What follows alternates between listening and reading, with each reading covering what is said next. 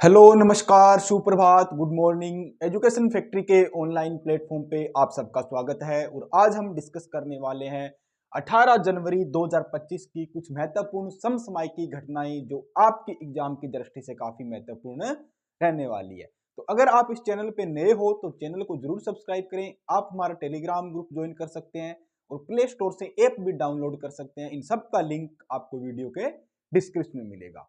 तो discussion start करते हैं और मेरे साथ आखिरी तक जुड़े रहना और देखते हैं आज की कौन कौन सी जो महत्वपूर्ण घटना है जो आपके लिए काफी इंपॉर्टेंट होने वाली है। आपकी आगामी भर्ती कोई सी भी हो, चाहे वो स्टेट लेवल की हो, सेंट्रल लेवल की हो, एसएससी की हो, रेलवे की हो, हर एक भर्ती के अंदर ऐसे क्वेश्चन आपको देखने को मिलेंगे।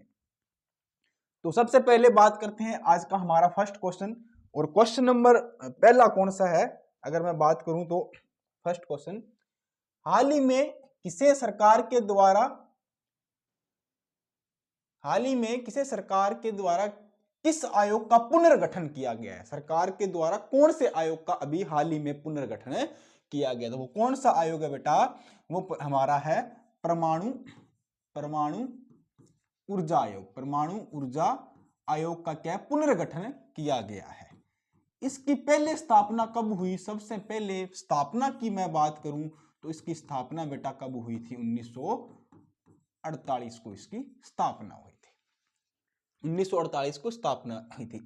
अब इसके अध्यक्ष किसे बनाया गया है, अध्यक्ष किसको बनाया गया है, अजीत कुमार मोहंती को। अजीत कुमार महंती को इसका अध्यक्ष बनाया गया है। इसके सचिव की बात करें तो इसके सचिव किसको बनाया गया है, टीवी सोमनाथन को। किसको बेटा, टीवी सोमनाथन। अब इसमें कुछ सदस्य भी बनाए गए हैं और उसमें एक सदस्य है जो काफी इंपॉर्टेंट है। उन सदस्य का आपको नाम याद रखना है। वो सदस्य कौन है, उस सदस्य की लिस्ट में शामिल सदस्य कौन है। वैसे तो सदस्य काफी बनाए गए हैं बट आपको एक सदस्य का नाम याद रखना है, वो काफी फेमस है, अजीत डोभाल। ये कौन है, हमारे देश के क्या है, राष्ट्रीय सुरक्षा सलाहकार है। तो इसलिए आपको इनका नाम याद रखना है। क्वेश्चन ऐसा भी आ सकता है कि किसे हाल ही में परमाणु ऊर्जा आयोग के सदस्य के रूप में नियुक्त किया गया, तो कौन है, अजीत डोभाल है। सचिव कौन है, टीवी सोमनाथन है और अध्यक्ष कौन है, अजीत कुमार मोहंती। तो किस आयोग की सरकार ने दोबारा अभी पुनर्गठन किया है, तो किस आयोग का किया है, परमाणु ऊर्जा आयोग। किसका, परमाणु ऊर्जा आयोग का फिर से पुनर्गठन किया गया है। ऑप्शन क्या होगा, ऑप्शन बी हमारा राइट आंसर होने वाला है। अब इसके बारे में कुछ थोड़ी बेसिक जानकारी देखते हैं। भारत सरकार ने परमाणु ऊर्जा आयोग का पुनर्गठन किया है। इसमें मंत्रिमंडल, भारत सरकार ने परमाणु ऊर्जा आयोग सचिव टीवी सोमनाथन, वे सचिव कौन है, मनोज गोयल, राष्ट्रीय सुरक्षा सलाहकार कौन है, अजीत डोभाल, और प्रधानमंत्री के प्रधान सचिव कौन है, प्रमोद कुमार मिश्रा, और विदेश सचिव विक्रम मित्री को भी शामिल किया गया। ये सब लोग क्या इसके सदस्य बने हैं। परमाणु ऊर्जा विभाग के सचिव कौन है, अजीत कुमार मोहंती को आयोग का अध्यक्ष बनाया गया। मोहंती को क्या है, जो अजीत कुमार मोहंती है उनको क्या बनाया गया है, इसका अध्यक्ष बनाया गया। इंपॉर्टेंट क्या है कि इसके अध्यक्ष कौन है, अजीत कुमार मोहंती, और सदस्य के रूप में कौन शामिल हुए, अजीत डोभाल शामिल हुए, और उसके सचिव कौन है, टीवी सोमनाथन इसके सचिव है। तो क्या होगा, ऑप्शन बी हमारा राइट आंसर होने वाला है। क्वेश्चन नंबर सेकंड की बात करते हैं। सेकंड नंबर क्वेश्चन कौन सा है हमारा, वाराणसी में काशी तमिल संगम 3 की मेजबानी कौन करेगा। वाराणसी में काशी तमिल संगम 3 आयोजित किया जा रहा है, तो इसकी मेजबानी कौन करेगा। काशी मतलब बनारस, ठीक है। काशी कौन सी है, बनारस, इसको हम वाराणसी बोलते हैं। वहां सबसे फेमस यूनिवर्सिटी कौन सी है, बनारस हिंदू विश्वविद्यालय। कौन सी है, बनारस हिंदू विश्वविद्यालय। तो वो इसकी क्या करेगी बेटा, मेजबानी करेगी, ठीक है। इसमें सहायता या सहयोग कौन करेगा, तो आईआईटी मद्रास इसमें सहयोग करने वाला है। अब ये क्यों किया जा रहा है, काशी तमिल संगम किस लिए किया जा रहा है, इसमें वाराणसी की जो काशी की संस्कृति है और जो तमिलनाडु की संस्कृति है, इन दोनों को बढ़ावा देने के लिए, इन दोनों पे काम करने के लिए संगम का आयोजन किया जा रहा है। इसमें जो सम्मेलन होगा, जो लोग भाग लेंगे, जो शिक्षक होंगे, उनको राम मंदिर हो गया, महाकुंभ हो गया, इनको भी वहां घुमाया जाएगा, उनकी संस्कृति के बारे में बताया जाएगा। अब आपसे पूछे कि बनारस हिंदू विश्वविद्यालय की स्थापना किसने की, तो किसने की थी बेटा? पंडित मदन मोहन मालवीय जी। किसने? पंडित मदन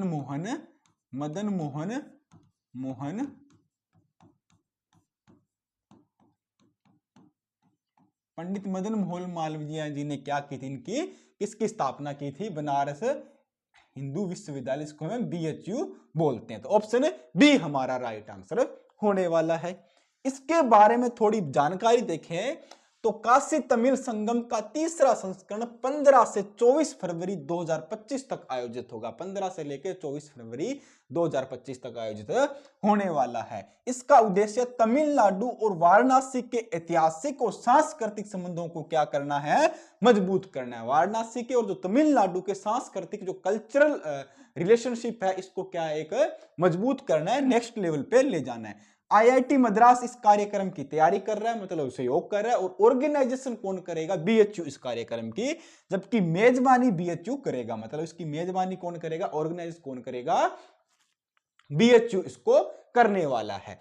छात्रों और शिक्षकों को महाकुंभ में अमृत स्नान और अयोध्या के राम मंदिर के दर्शन भी कराए जाएंगे। जो लोग इसमें भाग लेंगे, जो शिक्षक है, जो स्टूडेंट है, छात्र है, उनको राम मंदिर का दर्शन कराए जाएंगे। और जो महाकुंभ हो रहा है, इसका क्या कराया जाएगा? उनको अमृत स्नान कराया जाएगा। तो महाकुंभ 144 साल बाद है, प्रयागराज में ये आयोजित किया जा रहा है, जहां गंगा यमुना सरस्वती का संगम है, वहां ये महाकुंभ आयोजित हो रहा है।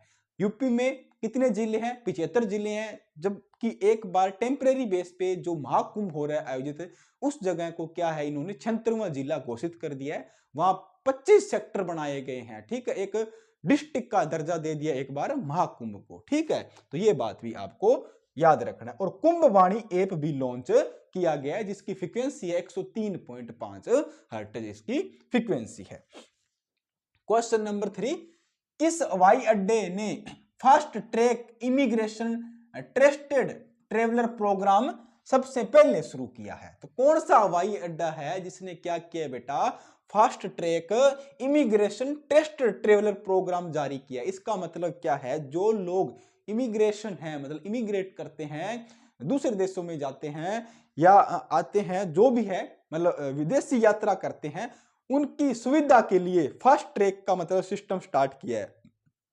मतलब उनका जो जांच है, उनकी सुविधा है, उसको सरल बनाया जाए, उनकी यात्रा को सरल किया जाए, उनको ज्यादा परेशानियों का सामना न हो, इसके लिए ये प्रोग्राम स्टार्ट किया है। तो प्रोग्राम स्टार्ट किसने किया है? ये प्रोग्राम हमारे देश के गृह मंत्री अमित शाह जी ने स्टार्ट किया है। किस हवाई अड्डे पे स्टार्ट किया है? तो इंदिरा गांधी हवाई अड्डे पे ये स्टार्ट किया। कौन से पे? इंदिरा गांधी हवाई अड्डा, जो दिल्ली के अंदर है, वहां पे ये शुरू किया गया। तो कौन सा? ऑप्शन सी हमारा राइट आंसर होने वाला है। ठीक है, अब बात करें कि कोलकाता अंतरराष्ट्रीय हवाई अड्डा है, इसका नाम क्या है? लिखो, इसका नाम क्या है? सुभाष चंद्र बोस। सुभाष चंद्र बोस। कौन से हवाई अड्डे का नाम है? कोलकाता हवाई अड्डे का। मुंबई अंतरराष्ट्रीय हवाई अड्डे का क्या है? नाम है महाराजा शिवाजी छत्रपति। छत्रपति शिवाजी। क्या है बेटा? क्या है उसका नाम? छत्रपति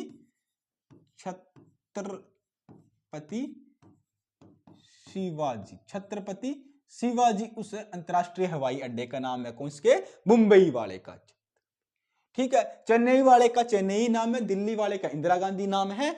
और हाँ, राजीव गांधी कौन से का नाम बेटा? राजीव गांधी कौन से का नाम है? राजीव गांधी अंतरराष्ट्रीय हवाई अड्डा है, वो कौन सा है? हैदराबाद वाला। कौन सा? हैदराबाद वाला। ठीक है, 2-3 मैं आपको नाम लिखा देता हूं, एक आप और लिखो। मोहाली में है, जो मोहाली में है, इसका क्या नाम है? शहीद भगत सिंह। ठीक है, शहीद भगत सिंह मोहाली वाले का नाम है, शहीद भगत सिंह। वाल्मीकि जो अयोध्या में है हमारा, जो अयोध्या में है उसका क्या नाम है? वाल्मीकि अंतरराष्ट्रीय हवाई अड्डा। ठीक है, वाल्मीकि। ठीक है,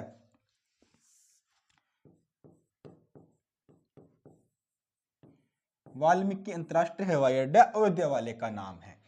और बताऊं तो सांगानेर अंतरराष्ट्रीय हवाई अड्डा कौन सा बेटा? जो जयपुर में है, जयपुर में है जो राजस्थान में, उसका वो भी अंतरराष्ट्रीय हवाई अड्डा, सांगानेर उसका नाम। ठीक है, सांगानेर उसका नाम है। मुंबई वाले का नाम हो गया, हाँ, मनोहर पारिकर।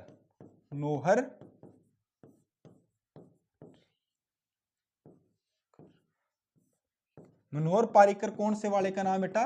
गोवा वाले का। मनोहर पारिकर कौन से वाले का नाम है? अंतरराष्ट्रीय हवाई अड्डा जो गोवा में है उसका क्या है? मनोहर पारिकर नाम है। ठीक है, हाँ। और जेवर अंतरराष्ट्रीय हवाई अड्डा कहां पे है? कौन सा बेटा? काफी फेमस है। कौन सा? जेवर। जेवर ये कहां पे है? नोएडा में है। नोएडा में कौन सा है बेटा? जेवर है।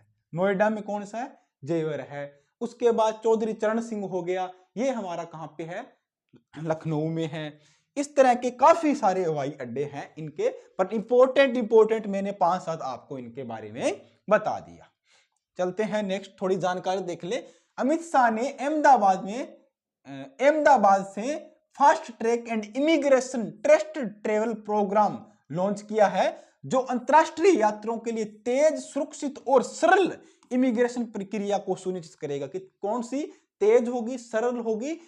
ठीक है, तेज, सरल और सुरक्षित प्रक्रिया के लिए कार्यक्रम स्टार्ट किया गया। यह प्रोग्राम बार बार यात्रा करने वाले जो यात्री है, जो यात्री बार बार यात्रा कर रहे हैं, फ्रीक्वेंटली आते जाते रहते हैं, उनकी विश्वसनीय यात्रियों के लिए विशेष रूप से लाभकारी होगा। मतलब उन लोगों को इसमें काफी सहायता होने वाली है जो कैंडिडेट बार बार ट्रेवल करते हैं, यात्रा करते हैं। तो कहां से स्टार्ट किया था? अहमदाबाद से स्टार्ट किया। और पहला हवाई अड्डा कौन सा हो गया? दिल्ली इंदिरा गांधी एयरपोर्ट हमारा फर्स्ट हवाई अड्डा इसके लिए हुआ है। क्वेश्चन नंबर 4, अभी हाल ही में ज़ोंबी नामक बीमारी किस जानवर में पाई जाती है? तो कौन सी बेटा? जो ज़ोंबी एक वायरस है, आपको पता है ना, एक संक्रमण रोग है जो एक दूसरे के छुआछूत से या उसके संपर्क में आने से ज़ोंबी फैलता है। आपने मूवी वगैरह देखी होगी, वहां काफी इस तरह के आप ज़ोंबी देखते हो, और ज़ोंबी कितने डेंजरस होते हैं। तो वो ज़ोंबी नामक वायरस किस बीमारी है जो कौन से जानवर में पाई जाती है? तो ये बेटा हिरण में पाई जाती है। डियर बोलते हैं हम इसको, या क्या बोलते हैं? डियर, या आप हिरण बोलते हो। इसमें ये ज़ोंबी पाया जाता है। अब क्या है, ज़ोंबी अगर आपको हो जाता है तो आप बहुत कमजोर हो जाओगे। ठीक है, आपको बहुत से अलग अलग तरह के रोग उत्पन्न हो जाएंगे। तो ज़ोंबी एक बहुत ही खतरनाक है बीमारी। और ज़ोंबी किस में होता है? हिरण, डियर में पाई जाती है, जानवर में पाई जाती है। मतलब ज़ोंबी होने से इंसान पागल जैसा हो जाता है, और जो पशु होता है वो भी पागल हो जाता है, मुंह से लार वगैरह गिरने लग जाती है। ज़ोंबी बहुत ही खतरनाक है बीमारी है। तो ऑप्शन ए हमारा राइट आंसर होने वाला है। इसके बारे में थोड़ा देखें कि वैज्ञानिक ज़ोंबी डियर डिजीज, जिसे क्रोनिक वेस्टिंग डिजीज कहा जाता है, कि इंसानों में फैलने की संभावना को लेकर चिंतित है। यह हिरण, मुंज और रेनडियर में एक घातक न्यूरोलॉजिकल बीमारी है, जो कि प्रियोन नामक असामान्य प्रोटीन के कारण होती है।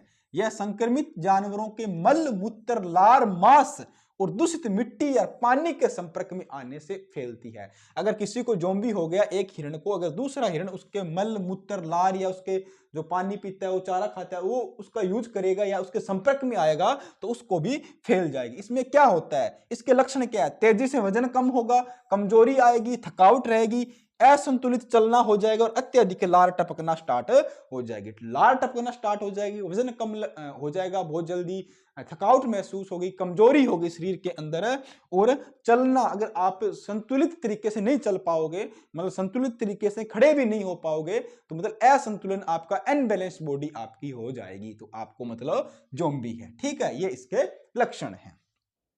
चलते हैं नेक्स्ट क्वेश्चन पे। क्वेश्चन नंबर 4 क्या बोलता है? अभी हाल ही में किस भारतीय को सिंगापुर के मानद नागरिकता प्रदान की गई है। ठीक है, कौन सा बेटा, मानद नागरिकता अवार्ड मिला है। कौन सा, मानद नागरिकता। कहां का है ये मानद नागरिकता, कहां का है बेटा, सिंगापुर का, सिंगापुर का। इस अवार्ड का नाम क्या है, अगर मैं इस अवार्ड के नाम की बात करूं तो ये अवार्ड कौन सा अवार्ड है, ऑनरेरी सिटीजन अवार्ड। क्या है बेटा, ऑनरेरी सिटीजन अवार्ड। कौन सा है, ऑनरेरी सीट, कौन सा है, ऑनरेरी सिटी, अरे 1 सेकेंड, सिटीजन अवार्ड है। इसका मतलब क्या है, ऑनरेडी जो सिटीजन अवार्ड है ये किसको दिया जाता है, ये किसको दिया जाता है, ये मतलब जो गैर सिंगापुरी लोग हैं, जो विदेशी लोग हैं, जो सिंगापुर के नहीं है, उन लोगों के लिए, जो विदेशी लोगों के लिए, मतलब सिंगापुर के लिए विदेशी लोगों का सर्वोच्च अवार्ड है। विदेशी लोगों का क्या, ये सर्वोच्च अवार्ड है। ये किसको दिया गया है, भारत में किसको दिया गया, तरुण दास को दिया गया। किसको बेटा, तरुण दास को दिया गया। तरुण दास कौन है, तरुण दास कौन है बेटा, CII, मतलब किसके, CII के क्या है, पूर्व MD है, निदेशक है, पूर्व MD, पूर्व निदेशक तरुण दास को दिया है। किसको, तरुण दास को दिया है। तरुण दास को किस लिए दिया है, इन्होंने भारत और सिंगापुर के जो रिलेशन है, व्यापार के रिलेशन है, इनको एक अच्छे लेवल पे पहुंचाने का काम किया गया। तो ये क्या है, पूर्व निदेशक है, किसके बेटा, CII के। अब CII क्या है,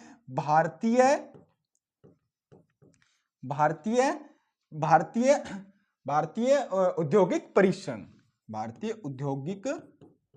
औद्योगिक परिसंघ है। क्या है, भारतीय औद्योगिक परिसंघ है, CII। इनकी स्थापना कब हुई थी, तो 1895 में इसकी स्थापना हुई थी। ठीक है, 1895 में इसकी स्थापना हुई। तो ये कौन से हैं, तरुण दास सेकंड नंबर के हैं। तरुण दास क्या है बेटा, सेकंड भारतीय है जिनको ये अवार्ड मिला। अब आपसे पूछे, आपके मन में आया होगा सर फर्स्ट भारतीय कौन है, फर्स्ट भारतीय कौन है जिनको ये अवार्ड मिला है। तो फर्स्ट भारतीय की मैं बात करूं, वो कौन है, जो हमारे लीजेंड रहे हैं, रतन टाटा जी को मिला। रतन टाटा जी को भी ये अवार्ड मिल रखा है। ठीक है, रतन टाटा जी को भी ये अवार्ड मिल रखा है। फर्स्ट भारतीय कौन थे, रतन टाटा जी, और सेकंड कौन है, तरुण दास जी को मिला है। और CII के क्या ये पूर्व निदेशक भी रह चुके। तो ऑप्शन क्या होगा, ऑप्शन ए हमारा इसमें राइट आंसर होने वाला, option A is the right answer. अब देखते हैं थोड़ी इनके बारे में जानकारी। सिंगापुर ने भारतीय उद्योग परिसंघ CII के पूर्व महानिदेशक तरुण दास को भारत सिंगापुर के संबंधों को मजबूत करने, उनको महत्वपूर्ण योगदान के लिए ऑनरेरी सिटीजन अवार्ड से सम्मानित किया गया। कौन सा ऑनरेरी सिटीजन अवार्ड है, ये सिंगापुर का सर्वोच्च विदेशी नागरिकों को दिए जाने वाला अवार्ड है, जो भारत के तरुण दास को दिया गया। 1993 में भारतीय उद्योगपतियों का प्रतिनिधि मंडल सिंगापुर भेजा, लुक ईस्ट नीति के तहत महत्वपूर्ण मील का पत्थर स्थापित किया। कौन सी नीति थी बेटा, लुक ईस्ट नीति थी। भारत सिंगापुर रणनीति के संवाद में अहम भूमिका इन्होंने निभाई है, तो इसलिए सिंगापुर के सरकार ने उनको ऑनरेरी सिटीजन अवार्ड दिया है। ठीक है, बात समझ में आई, याद रहेगा। देखते हैं क्वेश्चन नंबर 6। अभी हाल ही में गणतंत्र दिवस 2025 के समारोह के लिए किस देश के राष्ट्रपति को मुख्य अतिथि के रूप में बुलाया गया है। तो मुख्य, अभी आपको पता है गणतंत्र कौन सा आ रहा है बेटा, गणतंत्र आ रहा है। कौन सा, गणतंत्र आ रहा है। गणतंत्र हमारा रिपब्लिक डे कौन सा आ रहा है, गणतंत्र दिवस 2025 वाला कौन से क्रम का है, 76 नंबर का है, 76वां गणतंत्र दिवस आ रहा है। इस बार मुख्य अतिथि कौन है, मुख्य अतिथि की मैं बात करूं, किस देश के आ रहे हैं मुख्य अतिथि, इस बार मुख्य अतिथि कौन आ रहे हैं, इंडोनेशिया के राष्ट्रपति आ रहे हैं। कौन बता, इंडोनेशिया के राष्ट्रपति आ रहे हैं। ठीक है, पिछली बार कौन आए थे, तो पिछली बार फ्रांस के राष्ट्रपति आए थे। इनका नाम क्या है, प्रोबोवा सुबियातो, प्रोबोवा सुबियातो, व सुम्बियातो, परम्बोआ सुम्बियातो, ठीक है, परम्बोआ सुम्बियातो, परम्बोआ सुम्बियातो, सुम्बियातो,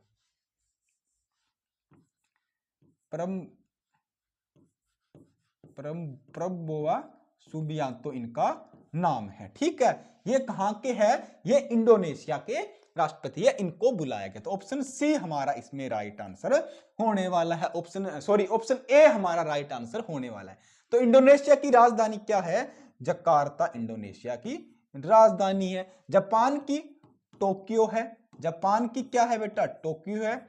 और चाइना की क्या है? अमेरिका की क्या है? अमेरिका की वाशिंगटन डीसी है। और चाइना की आप बताओगे कमेंट करके, ठीक है, कमेंट में आप बताओगे चाइना की राजधानी क्या है। तो अब की बार किसको बुलाया गया है? इंडोनेशिया के राष्ट्रपति को। पिछली बार कौन आए थे?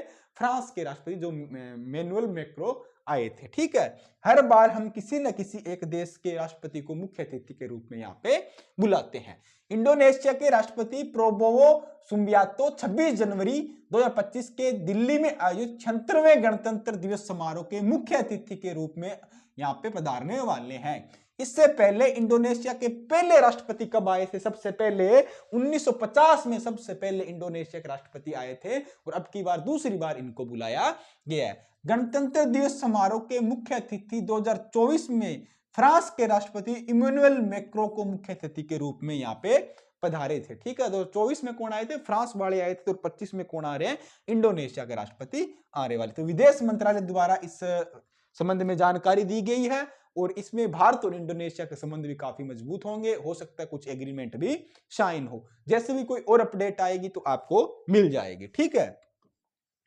क्वेश्चन नंबर 7, अभी हाल ही में भारतीय सेना अपनी युद्ध तत्परता को बढ़ाने के लिए कौन सा युद्ध अभ्यास शुरू किया है?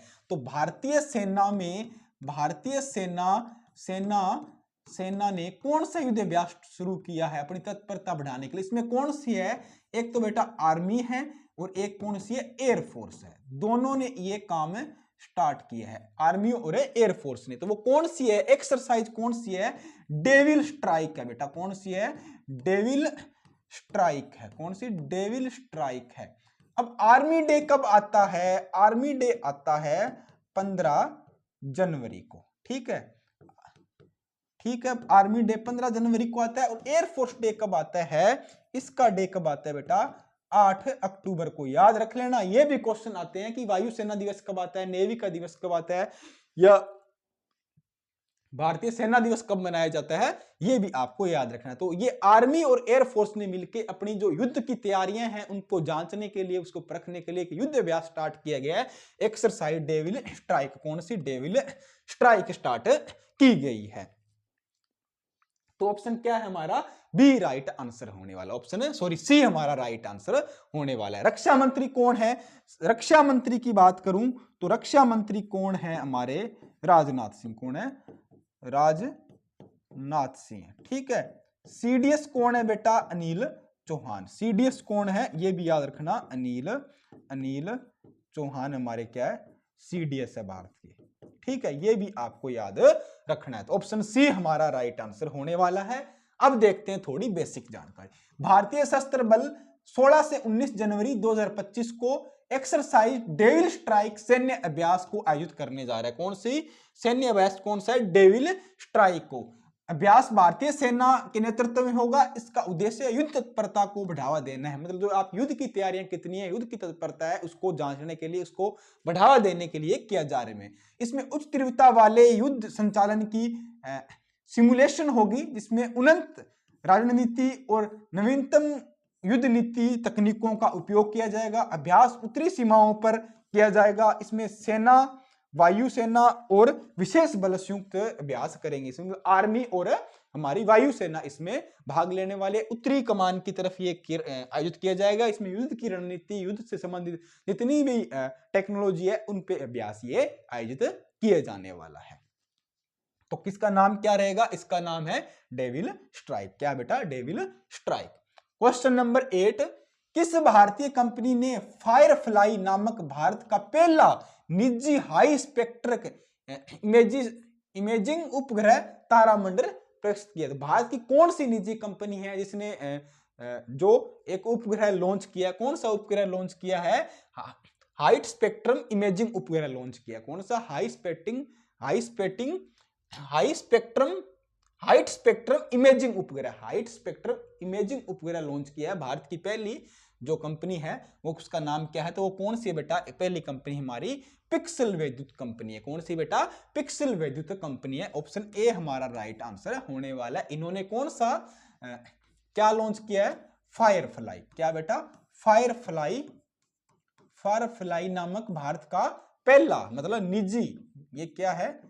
निजी क्या है? निजी स्पेक्ट्रल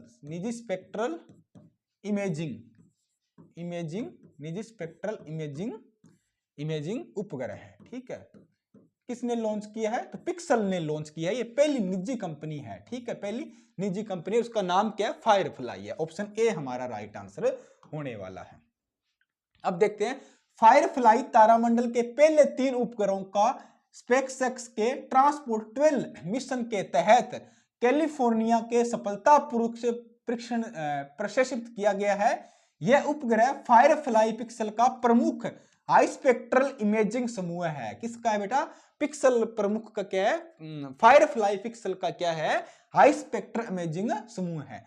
उच्च रिजोल्यूशन वाले वाणिज्य HIC उपग्रहों में शामिल HSI उपग्रह प्रकाश विस्तृत स्पेक्ट्रम का विश्लेषण करके पृथ्वी की वर्णक्रमशीय पहचान करते हुए जिससे अधिक विशिष्ट जानकारी मिल सकती है। मतलब हाई इमेजिंग जो मतलब फोटो वगैरह है ये अच्छे से आए, मतलब उसका रिजोल्यूशन अच्छा हो। मतलब ये एक उपग्रह लॉन्च किया गया भारत की जो पहली निजी उपग्रह है, किसने किया? पिक्सेल ने लॉन्च किया। उसका नाम क्या है? फायरफ्लाई। ठीक है, किसने? फायरफ्लाई नाम से ये लॉन्च किया। तो ऑप्शन हमारा क्या होगा? कौन सा राइट होने वाला है? ऑप्शन ए हमारा राइट आंसर होने वाला है। क्वेश्चन नंबर 9 की बात करें, आर्कियोलॉजिस्ट एक्सपेरिमेंटल म्यूजियम का उद्घाटन कहां हुआ है? तो आर्कियोलॉजिस्ट एक्सपेरिमेंटल म्यूजियम के उद्घाटन की बात करूं तो ये वडनगर में हुआ है। कहां पे बेटा?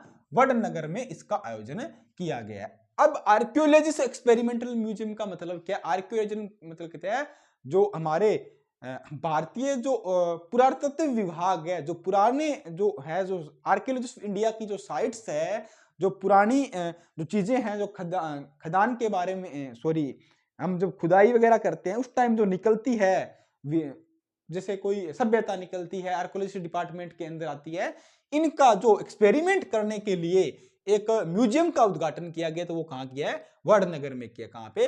वडनगर में किया है। ऑप्शन कौन सा? बी हमारा राइट आंसर होने वाला है। इसका उद्घाटन किसने किया है वो भी देख लेते हैं। तो इसका उद्घाटन किसने किया है? देश के गृह मंत्री अमित शाह जी ने इसका उद्घाटन किया है। केंद्रीय सांस्कृतिक मंत्रालय और गुजरात सरकार के वडनगर में एक अत्याधुनिक पुरातत्व अनुभावतक संग्रहालय, मतलब आर्कोलॉजिकल एक्सपेरिमेंटल म्यूजियम का अनावरण किया गया। इसका उद्देश्य उद्घाटन समारोह की अध्यक्षता केंद्रीय गृह मंत्री अमित शाह जी ने की। यह ऐतिहासिक परियोजना है। 2500 वर्षों से अधिक इतिहास वाले शहर वडनगर की समृद्ध संस्कृति और इतिहास के विरासत को प्रदर्शित करेगा। जो वडनगर है उसके 2500 साल पुरानी इसकी संस्कृति विरासत है उसके के बारे में बताएगा। और जितनी भी आर्कियोलॉजिस्ट जो साइट्स वगैरह हैं उनका एक्सपेरिमेंटल के लिए म्यूजियम है बनाया गया है। किसने उद्घाटन किया? देश के गृह मंत्री अमित शाह जी ने किया और वडनगर में इसका उद्घाटन किया। वडनगर कहां पे बेटा? गुजरात के अंदर। कहां? गुजरात के अंदर। Question number 10, Bharat mobility global expo 2025 का आयोजन कहां किया जा रहा है? तो भारत मोबिलिटी ग्लोबल एक्सपो 25 का आयोजन कहां किया जा रहा है? नई दिल्ली में किया जा रहा है। कहां पे? नई दिल्ली में। उद्घाटन किसने किया है? नरेंद्र मोदी ने। देश के किसने किया है? प्रधानमंत्री जी ने। किसने? पीएम साहब ने इसका उद्घाटन किया है। इसका जो ये एक्सपो आयोजित क्यों किया जा रहा है? ग्लोबल एक्सपो आयोजित क्यों किया जा रहा है? कौन सा? Mobility global expo. ये इसलिए आयोजित किया जा रहा है, इसके अंदर मतलब मोबिलिटी का मतलब होता है जो व्हीकल्स है, 100 से ज्यादा व्हीकल लॉन्च किए जाएंगे। किससे बेटा? 100 से ज्यादा व्हीकल इसमें लॉन्च किए जाएंगे। मतलब इसमें जो इलेक्ट्रिकल एनर्जी है, जो इलेक्ट्रिकल व्हीकल है, इनको बढ़ावा देने के लिए भी काम किया जाएगा। इसमें बहुत सारी कंपनियां भाग लेगी, उनका एक्सपो लगेगा, उनकी प्रदर्शनी होगी और अलग अलग तरह के व्हीकल इसके अंदर लॉन्च किए जाएंगे। तो किसने, कहां पे आयोजन हो रहा है इसका? नई दिल्ली के अंदर। कहां? नई दिल्ली। ऑप्शन बी हमारा राइट आंसर होने वाला है। प्रधानमंत्री नरेंद्र मोदी ने 17 जनवरी 2025 को नई दिल्ली के भारत मंडप में भारत मोबिलिटी ग्लोबल एक्सपो 2025 का उद्घाटन किया है। ठीक है, एक्सपो को भारत में सबसे बड़े मोबिलिटी इवेंट माना जाता है, भारत का सबसे बड़ा मोबिलिटी इवेंट माना जाता है, जिसमें 24 से अधिक वैश्विक वाहन निर्माताओं के 100 से अधिक वाहन लॉन्च होंगे। मतलब 100 से ज्यादा वाहन इसमें लॉन्च किए जाएंगे। और इसका उद्देश्य क्या है? ऑटोमेटिव क्षेत्र में इलेक्ट्रिक और टिकाऊ प्रगति को बढ़ाना है। मतलब ऑटो के सेक्टर में, ऑटोमोटिव के सेक्टर में किसको? इलेक्ट्रिकल व्हीकल को ज्यादा से ज्यादा बढ़ावा देने के लिए ये मतलब एक्सपो आयोजित किया जा रहा है। 100 से ज्यादा इसमें वाहन लॉन्च होने वाले हैं। ये चीज भी आपको ध्यान रखनी है। आज का हमारा लास्ट क्वेश्चन नंबर 11 एमसीक्यू का, इंडीचिप सेमीकंडक्टर्स लिमिटेड भारत की पहली निजी सेमीकंडक्टर विनिर्माण की सुविधा कहां प्रारंभ करेगा? तो ये इंडीचिप सेमीकंडक्टर लिमिटेड है, भारत के अंदर सेमीकंडक्टर की इंडस्ट्री लगाने जा रहा है। किसके सहयोग से? जापान के सहयोग से। किसके? भारत प्लस जापान, ये मिलके काम करने वाले हैं। कहां पे होगा? तो ये बेटा आयोजित होने वाला है आंध्र प्रदेश में। कहां पे? आंध्र प्रदेश। सेमीकंडक्टर की बहुत ज्यादा जरूरत है। अगर अपने देश में सेमीकंडक्टर बनने लग जाए तो फिर तो कहना ही क्या। काम कौन कर रहा है? इंडीचिप सेमीकंडक्टर लिमिटेड इसके साथ काम कर रहा है। तो ऑप्शन सी हमारा राइट होने वाला है। अब एक भारत सरकार देश के अंदर सेमीकंडक्टर इंडस्ट्री लगाने जा रही है, वो कहां पे लगाएगी? एक भारत खुद ही लगा रही है, भारत सरकार। इसमें वेदांता है, फोक्स है, ये सब मिलके, टाटा समूह है, ये सब इसमें इन्वेस्ट करेगी। तो वो कहां पे होगा? वो होने वाला है बेटा गुजरात के अंदर। ये भी याद रखना। भारत सरकार कहां लगाएगी? भारत सरकार कहां पे लगाएगी? भारत सरकार कहां पे लगाएगी? गुजरात के अंदर। कहां पे? भारत सरकार कहां लगाएगी? गुजरात के अंदर लगाएगी। और इंडीचिप सेमीकंडक्टर लिमिटेड भारत और जापान के सहयोग से कहां पे लगेगा? आंध्र प्रदेश में लगने वाला है। तो ऑप्शन सी हमारा राइट आंसर होने वाला है। इंडीचिप सेमीकंडक्टर लिमिटेड ने जापान की अपनी संयुक्त उद्यम साझेदारी नियोता माइक्रो टेक्नोलॉजी के साथ मिलकर शनिवार को आंध्र प्रदेश सरकार के साथ 14,000 करोड़ का निवेश किया। कितने? 14,000 करोड़ इन्वेस्ट करेगी। भारत का पहला निजी सेमीकंडक्टर विनिर्माण संयंत्र स्थापित करने के लिए एक समझौता हस्ताक्षर हुआ है। ठीक है, इनके बीच में समझौता हुआ है। भारत और जापान दोनों मिलकर काम करेंगे। आंध्र प्रदेश में लगाया जाएगा। 14,000 करोड़ का इन्वेस्ट किया जाएगा जापान के द्वारा। ठीक है, तो कहां पे होने वाला है? आंध्र प्रदेश में। और भारत सरकार करेगी वो कहां पे? अलग से, वो गुजरात के अंदर बात चल रही है। तो ये हमारे आज के क्या थे? 11 एमसीक्यू थे। और अब डिस्कस करेंगे 10 वन लाइनर। हल्दी बोर्ड का मुख्यालय कहां है? तेलंगाना निजामाबाद में। कहां पे? तेलंगाना निजामाबाद में हल्दी बोर्ड का मुख्यालय है। सबरीवाला मंदिर किसको समर्पित है? भगवान अयप्पा को समर्पित। मकर विलप्पू फेस्टिवल भी यहाँ पे होता है। राष्ट्रपति धनखड़ ने डॉक्टर एस के चौहान की किस पुस्तक का विमोचन की है? तो पार्लियामेंट्री पावर फंक्शन, प्रिविलेज और कंपैरेटिव कॉन्स्टिट्यूशनल पर्सपेक्टिव का क्या इन्होंने विमोचन किया। इसमें पार्लियामेंट के बारे में, संसद के बारे में सारी बातचीत, उसके कार्यविधि जो भी है उसमें लिखा हुआ है। भार्गव वस्त्र हथियार प्रणाली किस रेंज की है? तो 5 से 6 किलोमीटर की ये प्रणाली है। कौन सी? भार्गव वस्त्र प्रणाली। अभी हाल ही में प्रधानमंत्री मोदी ने जेड मोड सुरंग का उद्घाटन कहां किया है? तो जम्मू कश्मीर में जेड मोड सुरंग का उद्घाटन किया है। आयुष्मान भारत जन आरोग्य योजना में केंद्र और राज्य का वित्तीय पोषण अनुपात कितना है? तो केंद्र सरकार का 60% है और राज्य सरकार का 40%। ज्यादातर आपको जो योजनाएं हैं उसमें केंद्र का ज्यादा ही परसेंटेज दिखेगा। 60 और 40 का रेशियो आपको मैक्सिमम देखने को मिलेगा। दिसंबर 2024 के ICC men's player of the month award किसने जीता है? तो जसप्रीत बुमराह ने जीता है। किसने बेटा? बुमराह ने ये अवार्ड जीता है।